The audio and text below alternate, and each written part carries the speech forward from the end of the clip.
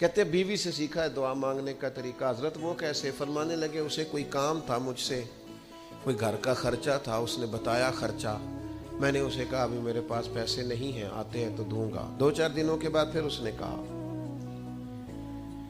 میں نے کہا تھا گھر کے خرچے کے لیے کچھ پیسے، تو فرماتے ہیں میں نے کہا ابھی میرے پاس نہیں ہے، آتا ہوں تو دیتا. عورتوں کی عادت ہوتی ہے بار بار یاد کرانا. کہتے اس نے پھر یاد کرایا، وہ میں نے گزارش کی تھی کچھ پیسے چاہیے. فرماتے مجھے غصہ آ گیا. میں نے کہا تو کیا روز ایک ہی بات کرتی ہے؟ تجھے کہا ہے نا ابھی پیسے نہیں ہیں، آتے ہیں تو دے دوں گا. ہر روز یاد کرانے کا کیا مطلب ہے؟ ایک ہی بات کا رٹا لگایا، پیسے چاہیے پیسے، ٹھیک ہے خرچ ہے آپ ٹھیک کہہ رہی پر ابھی نہیں میرے پاس. کہتے میں نے ڈانٹ دیا.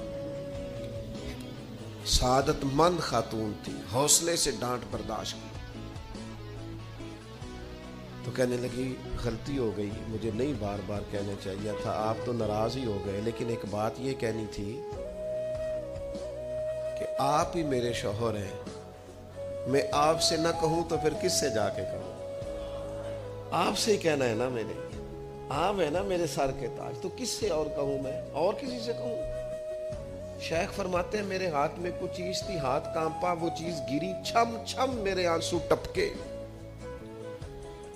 چھم چھم میں رو پڑا.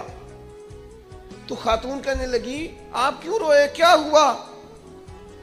تو فرمانے لگے مجھے تو رب سے مانگنے کا طریقہ تو نے سکھا دیا.